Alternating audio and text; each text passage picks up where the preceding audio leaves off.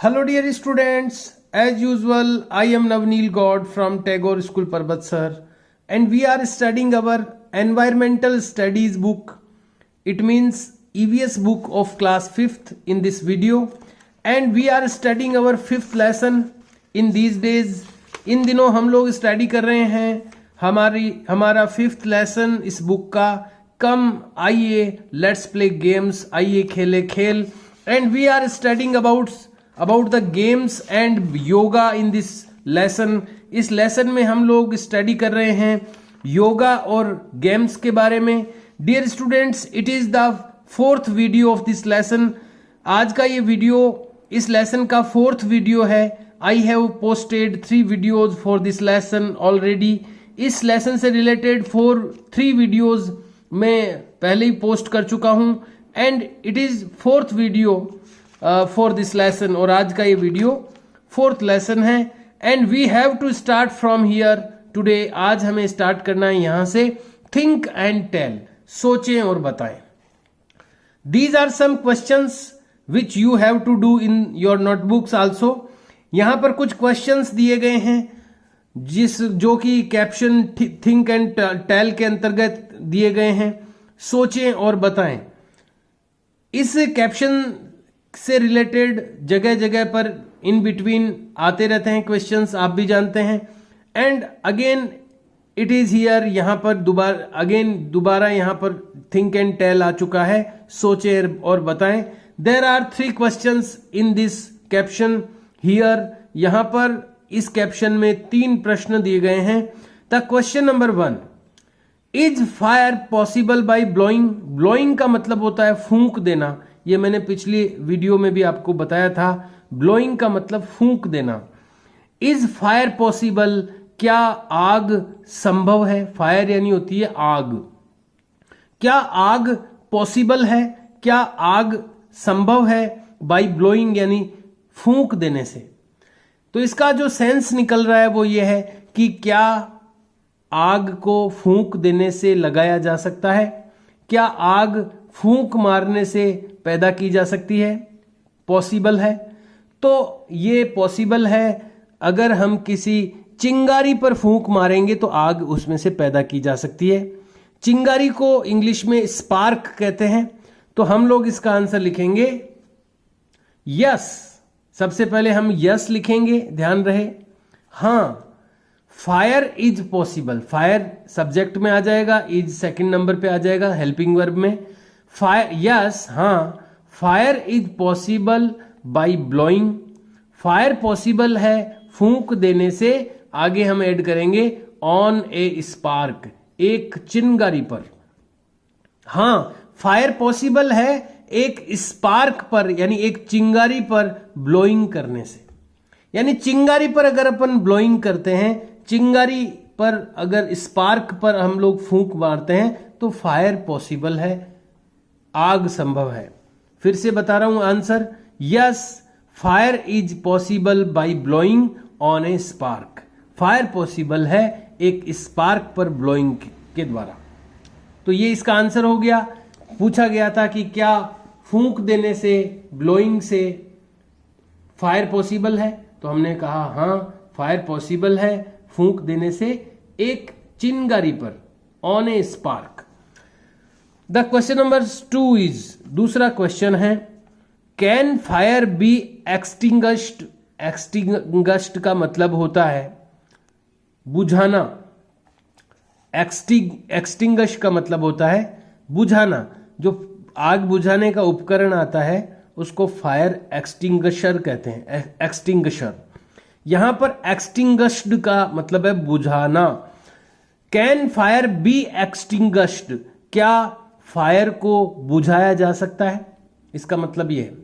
Can fire be extinguished, क्या fire को extinguish किया जा सकता है, क्या फायर यानी आग को बुझाया जा सकता है बाय ब्लोइंग, फूंक मारकर. तो क्या फायर को, आग को फूंक मार करके बुझाया जा सकता है. तो आप भी जानते हो कि जो तेज आग होती है उसको तो फूंक मार के नहीं बुझाया जा सकता. लेकिन जो कमजोर आग होती है यानी थोड़ी सी आग होती है कहीं, जैसे मान लो दीपक है, या कोई छोटी सी आग है उसको फूंक मार करके, मोमबत्ती है उसको आप फूंक मार करके बुझा सकते हो। तो जो वीक यानी कमजोर जो आग होती है उसको आप बुझा सकते हैं फूंक मारकर। तो यहां पर हम लिखेंगे यस, हाँ। फिर देखिए इसमें फायर आगे आ जाएगा, कैन आगे कैन इधर, fire can be extinguished. Yes, हाँ, फायर सब्जेक्ट में आ जाएगा, fire can be extinguished. Fire के पहले हम लोग जोड़ेंगे वीक फायर यानी कमजोर आग। Yes, weak fire. देखिए वीक यहां पर आएगा फायर से पहले। Yes, weak fire can be extinguished. हां, कमजोर आग बुझाई जा सकती है बाय ब्लोइंग, फूंक मारकर। तो ये यहां पर इस तरह से फूंक मार करके, ब्लोइंग यानी फूंक मारना भी होता है और हवा मारना भी होता है। यानी फूंक के द्वारा हवा मारें, चाहे ऐसे हवा अपन चलाएं किसी और तरीके से, वो ब्लोइंग यानी हवा डालना। तो उसमें फूंक मारने का भी साथ में है, और किसी तरीके से भी हवा डालना यानी ब्लोइंग कहलाता है। तो हम बिल्कुल हवा डाल करके भी, तेज अगर आग भड़की हुई है तो उसको तो हवा डालेंगे तो और तेज हो जाएगी वो। लेकिन अगर कोई वीक फायर है, कमजोर आग है, तो उसको अपन हवा से या फूंक मारकर बुझा सकते हैं। तो फिर से बता रहा हूं, yes weak fire, yes weak fire can be extinguished. हां, कमजोर आग को बुझाया जा सकता है बाय ब्लोइंग, हवा मारकर। अब वो हवा फूंक से मारे या और किसी तरीके से मारे। तो ये इसका आंसर आपको लिखना है। क्वेश्चन नंबर 3, विच म्यूजिकल इंस्ट्रूमेंट यानी कौन से म्यूजिकल इंस्ट्रूमेंट यानी संगीत के उपकरण, कौन से म्यूजिकल इंस्ट्रूमेंट यानी कौन से संगीत के उपकरण इज प्लेड बजाए जाते हैं बाय ब्लोइंग, हवा मारकर या फूंक मारकर। हवा से या फूंक मारकर कौन कौन से म्यूजिकल इंस्ट्रूमेंट्स प्ले किए जाते हैं। तो यहां पर मैं आपको बताना चाहूंगा कि कौन से म्यूजिकल इंस्ट्रूमेंट्स हम प्ले कर सकते हैं फूंक मारकर। देखिए यहां पर आप इस तरह से लिख सकते हैं, फ्लूट यानी बांसुरी जो अपनी स्कूल में भी प्ले करवाई जाती है। फ्लूट हो गया, कोमा लगाना है सबके बीच में क्योंकि अलग अलग हैं सब। फ्लूट, अलगोजा, शहनाई, शेनॉय कहते हैं, ब्रैकेट में शहनाई लिखा हुआ है, पुंगी, मशक, मंगल, सतोरा, मर्शिंग जिसको मोरचंग कहते हैं, कोंच एटसेट्रा। तो ये आप सारे चीजें हैं, ये फूंक मार करके बजाई जा सकती है। तो ये आप लिख सकते हैं। यहां पर यही पूछा गया है कि विच म्यूजिकल इंस्ट्रूमेंट्स, कौन से म्यूजिकल इंस्ट्रूमेंट के इज प्लेड बजाए जाते हैं। तो यहां पर देखिए मैं आपको बताना चाहूंगा, यहां पर सिंगुलर पूछा है, विच म्यूजिकल इंस्ट्रूमेंट यानी एक ही पूछा, इंस्ट्रूमेंट्स नहीं पूछा है यहां पे। तो इतने लिखने की जरूरत नहीं है अपने को। तो आप ऐसा लिख सकते हैं, अगर यहाँ इंस्ट्रूमेंट्स होता और यहाँ इज की जगह आर आता ना, तो इसका मतलब एक से ज्यादा पूछे जा रहे हैं। लेकिन यहाँ पर सिंगुलर है, इज का भी यूज किया गया है, यानी कि एक ही चीज के बारे में बताना है जो कि ब्लोइंग के द्वारा बजाई जा सकती है। तो हम फ्लूट लिखेंगे क्योंकि फ्लूट हम स्कूल में भी बजाते हैं।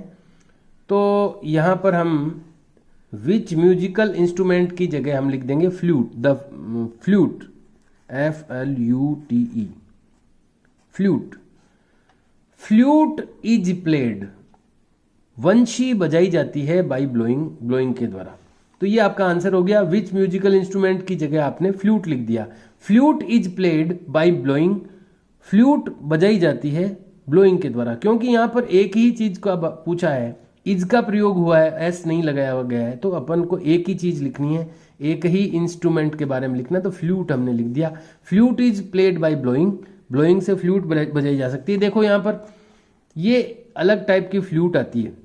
अपन जो फ्लूट बजाते हैं वो स्ट्रेट फ्लूट है, वो लंबी है, सीधा ऊपर से हम मुंह में उसको ब्लो करके बजाते हैं। ये एक अलग टाइप की फ्लूट आती है। ये भारत के प्रसिद्ध फ्लूट मैन है, प्रसिद्ध वंशी बजाने वाले हैं, पंडित हरिप्रसाद चौरसिया। ये प्रसिद्ध है भारत में फ्लूट के लिए।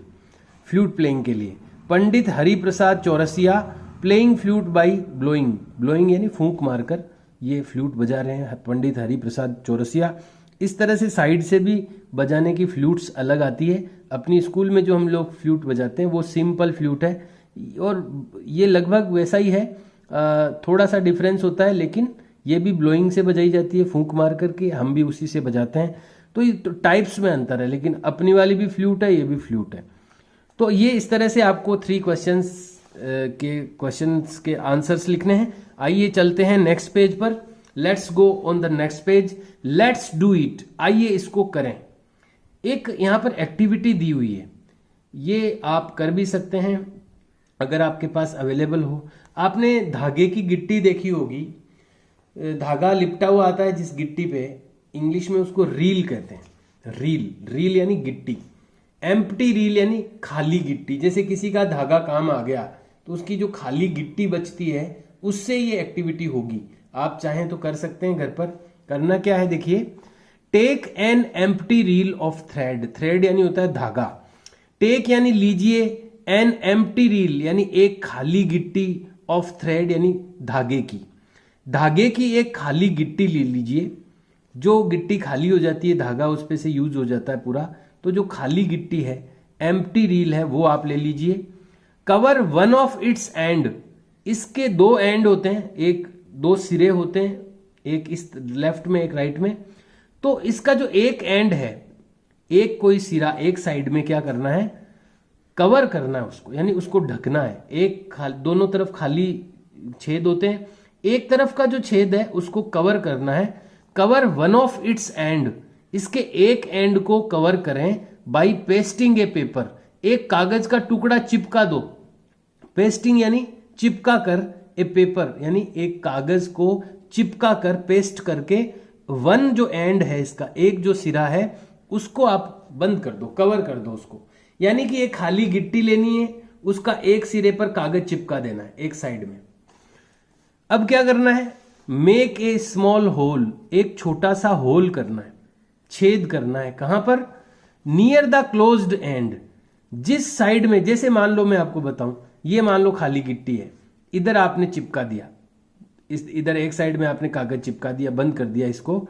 फिर आपको होल कहां करना है, आपको होल करना है इस एंड के, बंद किए हुए एंड के पास में, यहां होल करना है। एक कोई प्रकार से या किसी से नीडल से यहां एक होल करना है छोटा। तो फिर क्या किया हमने, मेक ए स्मॉल होल, एक छोटा होल कर दिया। होल करो यानी छेद करो, नियर दिस क्लोज्ड एंड, ये जो क्लोज किया था आपने पेपर चिपका के, उस एंड के पास में एक छोटा होल किया। अब क्या किया, पुट ए स्मॉल राउंड रील पीस, और एक रखिए, पुट यानी रखिए, ए स्मॉल यानी छोटा, राउंड रील पीस गोल गिट्टी का टुकड़ा। ये जो गिट्टी है इसका एक छोटा सा टुकड़ा तोड़ लिया, हल्का सा, एकदम हल्का, एकदम छोटा सा, जैसे क्या कह सकते हैं अपन, उस छेद के ऊपर टिक जाए, बस इतना सा, एकदम हल्का। तो एक पुट ए यानी रखिए, ए स्मॉल राउंड यानी गोल, गोल होना चाहिए, वो उसको गोल कर देना है पहले। या वो जो थर्माकोल की गोलियां आती है ना, वो भी रख सकते हैं आप उस छेद पे, और या फिर एकदम हल्का सा इसका टुकड़ा तोड़ के और गोल करके रख दिया उसके ऊपर, यानी वो फूंक से उड़ना चाहिए, इतना हल्का होना चाहिए। पुट ए स्मॉल राउंड यानी गोल, एक रील पीस, ये जो आपकी गिट्टी का एक टुकड़ा है वो गोल बना करके उसको रख दिया ऑन द होल, उस छेद पर जो छेद बनाया आपने।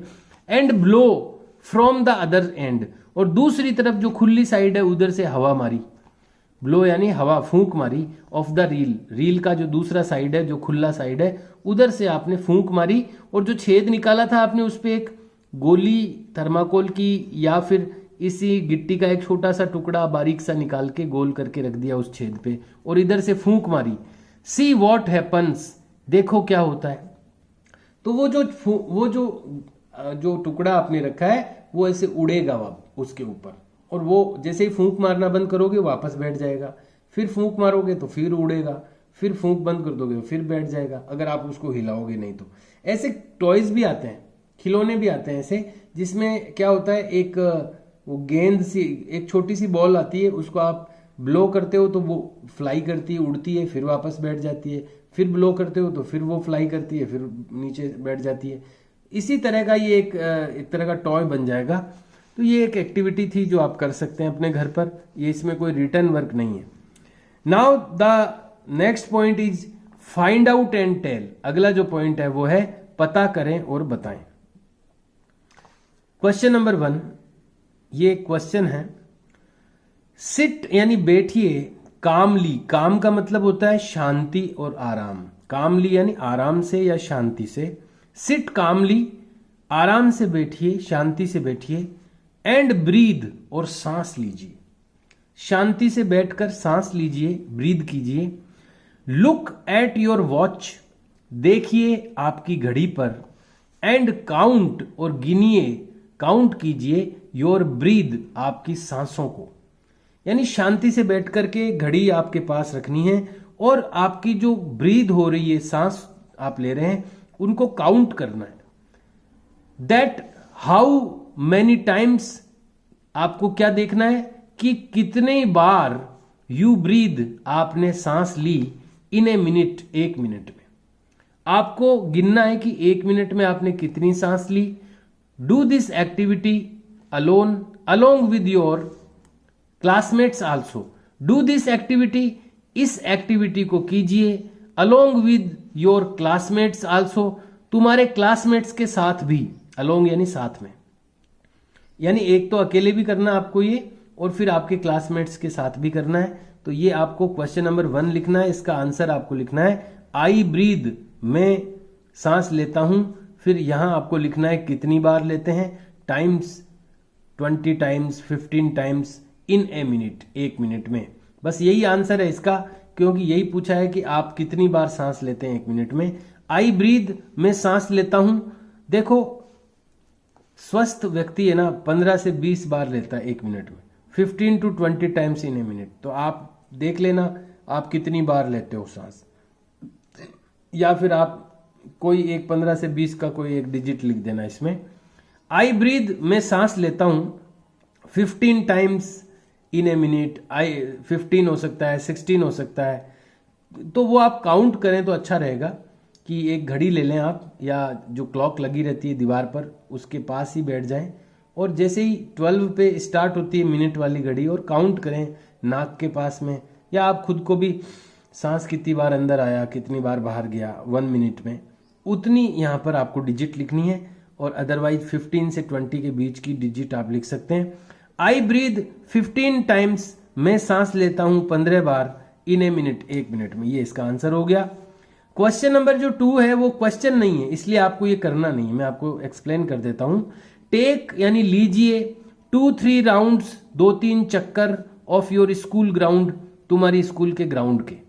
अपनी स्कूल के चारों ट्रैक बना हुआ है ना, वैसा ट्रैक है मान लो, तो 2-3 राउंड ले लिए उसके। रनिंग यानी दौड़कर 2-3 चक्कर लगा लिए, 2-3 छोड़ के 1 लगा लेंगे तो भी काफी हो जाएगा। नाउ काउंट योर ब्रीद, अब गिनिए तुम्हारी सांसों को। पहले तो आपने शांति से बैठ करके गिन ली, अब आपने 2-3 चक्कर लगा लिए या 1 चक्कर लगा लिया, तो अब आपकी सांसें कितनी चलती है 1 मिनट में। नाउ काउंट योर ब्रीद, अब आपकी ब्रीद यानी सांसों को काउंट कीजिए इन ए मिनट, 1 मिनट में। अब चक्कर लगाने के बाद अब आपको क्या लगता है, सांस तेज चलेगी चक्कर लगाने के बाद में? What difference did you notice, क्या डिफरेंस आपने नोटिस किया, क्या डिफरेंस, क्या अंतर आपने महसूस, ध्यान में आया, नोटिस किया यानी ध्यान किया। डिड ब्रीदिंग रेट डिक्रीज और इंक्रीज, क्या जो ब्रीदिंग रेट थी यानी सांस की जो दर थी वो कम हुई कि ज्यादा हुई? तो ज्यादा सांस आएंगे, तेज गति से सांस चलने लगते हैं।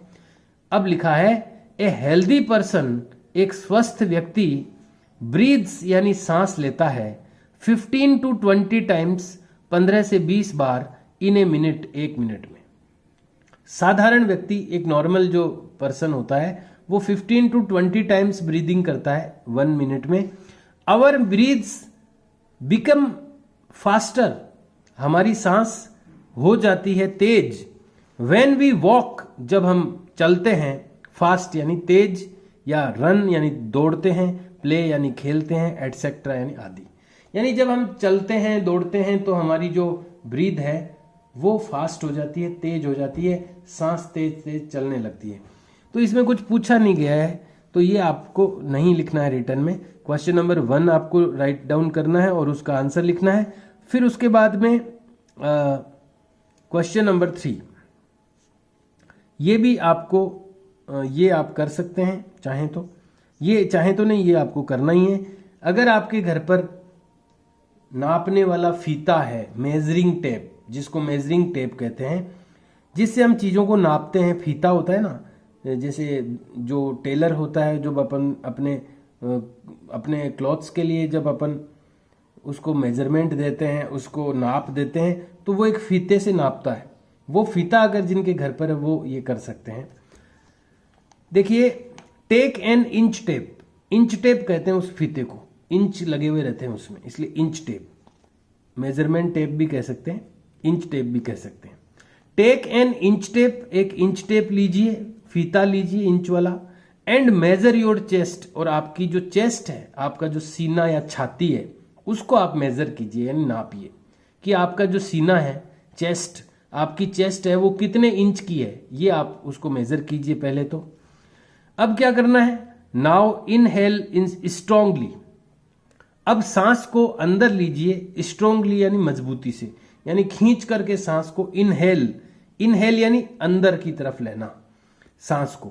नाउ इनहेल, अब अंदर की तरफ लीजिए सांस को, स्ट्रांगली यानी बहुत तेजी से यानी मजबूती से। एंड आस्क योर फ्रेंड, और अपने फ्रेंड को कहिए, टू मेजर योर चेस्ट, आपकी चेस्ट को नापने के लिए। पहले तो आपने बिना फुलाए, जब आपने सामान्य रूप से आपकी चेस्ट को मेजर कर लिया, पहले तो नाप लिया कितने इंच की आपकी चेस्ट है, फिर आपने सांस को इनहेल किया, तेज बहुत स्ट्रांगली यानी खींच करके सांस को अंदर भरा। अब आपकी जो चेस्ट है वो फूल जाएगी थोड़ी। तो अब फूलने के बाद में इनफ्लैट कहते हैं, तो इनफ्लैट हो जाएगी, तो उसको आप फिर वापस मेजर कीजिए। Also measure the chest of other classmates, और अपने जो क्लासमेट्स हैं साथ में पढ़ने वाले, उनकी चेस्ट भी मेजर कीजिए, उनकी छाती भी नापिए। द सेम वे, इसी तरीके से, यानी 2 बार हर एक की जो चेस्ट है उसका मेजरमेंट 2 बार करना है। एक तो सिंपल मोड में, एक इनहेल करने के बाद, एक तो सामान्य अवस्था में उसकी चेस्ट कितने इंच की है, और इनहेल करने के बाद यानी सांस को अंदर भरने के बाद कितनी है। ये 2 टाइप का मेजरमेंट करना है। डज चेस्ट इनफ्लेट, क्या छाती फूलती है, ड्यू टू एयर कलेक्टेड, हवा के इकट्ठे होने के कारण, इनसाइड अंदर की तरफ, बाय इनहेलिंग स्ट्रांगली, मजबूती से अंदर सांस लेने के कारण जो एयर कलेक्ट हो जाती है, अंदर की तरफ हवा इकट्ठी हो जाती है, उसके कारण क्या चेस्ट फूलती है। तो आपको ये क्वेश्चन पूरा नहीं लिखना है, आपको ये यहीं से लिखना है, पूरा नहीं करना आपको, केवल ये वाला क्वेश्चन लिखना है। डज चेस्ट इनफ्लैट, क्या छाती फूलती है, इनफ्लैट यानी फूलती है। Due to air collected, due to air उस हवा के कारण, कलेक्टेड इनसाइड जो अंदर इकट्ठी हो जाती है, बाय इनहेलिंग स्ट्रांगली मजबूती से हवा को अंदर लेने के कारण से। तो ये आपको क्वेश्चन लिखने के बाद आंसर लिखना है यस, हां। फिर देखो इस क्वेश्चन से ही आंसर बन जाएगा यस चेस्ट, द आप लिख सकते हैं yes the chest in flats, S लगा देना है क्योंकि सब्जेक्ट सिंगुलर है ना, इसलिए मेन वर्ब में एस जुड़ जाएगा।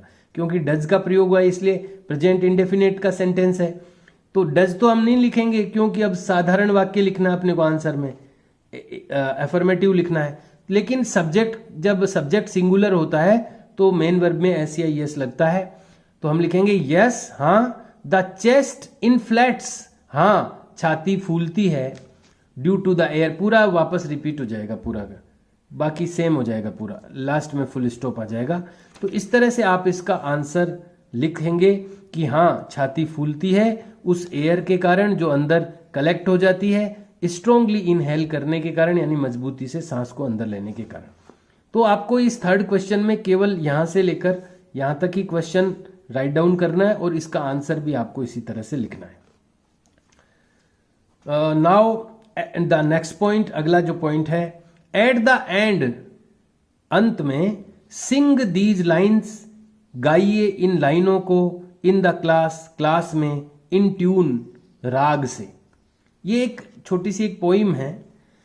गेम्स ड्राइव वीकनेस अवे, इसका मतलब मैं आपको समझा देता हूं।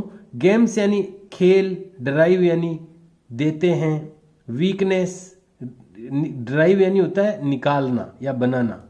गेम्स ड्राइव यानी बनाते हैं, वीकनेस यानी कमजोरी को, अवे यानी दूर।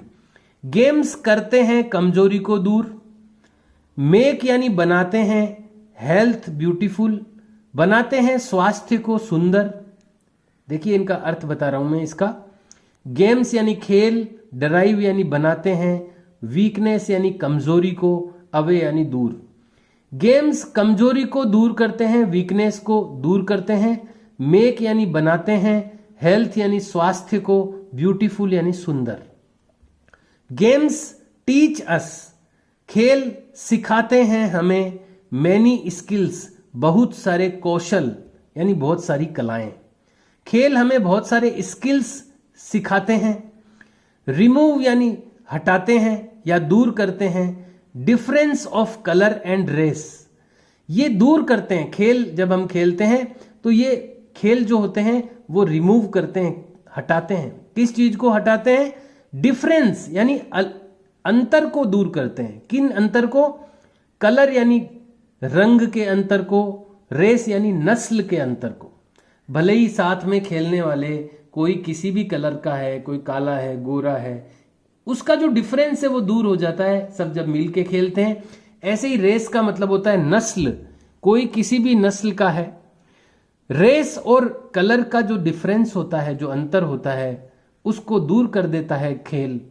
गेम्स हग ऑल, गेम्स हग यानी गले लगाता है, ऑल यानी सभी को। गेम्स यानी खेल सभी को गले लगाते हैं। तो ये एक पोइम है। Games drive weakness away, make healthy beautiful. Games teach us many skill, remove difference of colour and dress. Games hug all.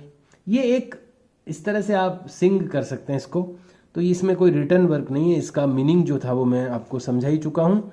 और इसके बाद में है these are some excellent players. नीचे ये कुछ एक्सीलेंट प्लेयर्स के नाम आएंगे अभी, यानी शानदार खिलाड़ी हैं ये, एक्सीलेंट प्लेयर्स हैं। हु हैव मेड, जिन्होंने बनाया है, जो बना चुके हैं। अस यानी हमें, प्राउड यानी गौरवशाली, जिन्होंने हमें गौरवशाली बनाया यानी जिन्होंने हमें गर्वित किया है। ये ऐसे खिलाड़ियों के नाम हैं जिन्होंने हमें प्राउड फील करवाया है, गर्व अनुभव करवाया है, बाय देयर अचीवमेंट्स, उनकी उपलब्धियों के द्वारा। उन्होंने जो अचीवमेंट्स प्राप्त किए, जो उन्होंने उपलब्धियां हासिल की, उनके द्वारा हमें इन्होंने गर्व प्रदान किया है। तो अलग अलग खेलों में कौन कौन से खिलाड़ियों ने ऐसा प्राउड फील हमें करवाया है, देखिए यहां पर खेल दिए हुए हैं। स्विमिंग यानी होती है तैराकी, तैरने का खेल। आर्चरी का मतलब होता है तीरंदाजी, निशाना लगाने का खेल। बॉक्सिंग मुक्केबाजी, और क्रिकेट तो सब जानते ही हैं। तो इनके सामने कुछ खिलाड़ियों के नाम लिखे हुए हैं, प्लेयर्स के नाम। स्विमिंग के खिलाड़ी हैं, स्विमिंग के प्लेयर्स हैं भक्ति शर्मा और विरधावल खड़े। भक्ति शर्मा और विरधावल खड़े एटसेट्रा यानी आदि, ये स्विमिंग के प्लेयर्स हैं। आर्चरी के प्लेयर्स लिम्बाराम और दीपिका कुमारी एटसेट्रा आदि, ये जो प्लेयर्स हैं ये आर्चरी के हैं। बॉक्सिंग के प्लेयर मैरी कॉम और विजेंदर सिंह, ये एटसेट्रा आदि, ये प्लेयर्स हैं बॉक्सिंग के। इसी तरह क्रिकेट के प्लेयर्स सचिन तेंदुलकर, विराट कोहली एटसेट्रा आदि, ये कुछ पॉपुलर ऐसे एक्सीलेंट प्लेयर्स हैं, बहुत शानदार खिलाड़ी हैं जिन्होंने हमें गर्व प्रदान किया है, देश को गौरव बढ़ाया है। और यहां पर उनके गेम्स भी लिखे हुए हैं। आउट ऑफ दीज, इनमें से, इन विच गेम्स, कौन से गेम्स में डू यू हैव इंटरेस्ट, आप इंटरेस्ट रखते हैं। डिस्कस, चर्चा कीजिए। ये क्वेश्चन आपको करना है, इसमें क्वेश्चन लगा देना। आउट ऑफ दीज यानी इन खेलों में, इन विच गेम्स कौन से खेलों में, डू यू इन खेलों में से किन खेलों में डू यू हैव इंटरेस्ट आप इंटरेस्ट रखते हैं, डिस्कस रहने देना। इसका आंसर आपको इस तरह से लिखना है, answer I have interest, I have interest, INTEREST, I have interest in, मैं इंटरेस्ट रखता हूं किस किस में। अब यहां पर 4 खेल दिए हुए, इनमें से ही बताने हैं, तो इनमें से आप किस में इंटरेस्ट रखते हैं वो आपको यहां लिख देना। और अगर 2 लिख रहे हैं तो एंड लगा देना बीच में। I have interest in swimming and cricket, I have interest in archery and boxing, I have interest in cricket and swimming, कुछ भी लिख सकते हैं आप, कोई भी 2 खेलों के नाम लिख देना, यहां पर एंड लगा देना बीच में। तो इस तरह से आपको इसका आंसर लिखना है। Dear students, lesson is over now, अपना लेसन ये कंप्लीट हो गया है। Now there are some chapter recall points, इस चैप्टर को याद करने के कुछ इंपॉर्टेंट पॉइंट दिए हुए हैं। And then there are question and answers of this questions of this lesson. यहां पर अब बस केवल चैप्टर रिकॉल के पॉइंट हैं और एक्सरसाइज स्टार्ट हो जाएगी इस लेसन की। We will read the important points of this chapter in next video. हम लोग ये इंपॉर्टेंट जो पॉइंट दिए हुए हैं इस लेसन के वो अगले वीडियो में पढ़ेंगे, so that we can able to solve the question easily, ताकि हम इन क्वेश्चंस को आसानी से इनके आंसर लिख सकें। So we will read these points in next video and also do these questions in next video, और अगले वीडियो में हम ये questions भी करेंगे। Today I have given you, मैंने आज आपको दे दिए हैं these 3 questions from think and tell, then 2 questions from find out and tell, first and third, and then 1 question from the last। और ये क्वेश्चंस मैंने आज आपको दिए हैं। You have to do all these questions in your notebook in a good hand writing. Don't forget, ये बात कभी नहीं भूलें, that you have to do all the written work in a good hand writing. हमेशा आपको जो भी work करना है वो अच्छी हैंड राइटिंग में करना है। We will meet in next video and we will study the main points of this chapter and we will do the exercise of this lesson. Have a nice day, dear students. See you and bye.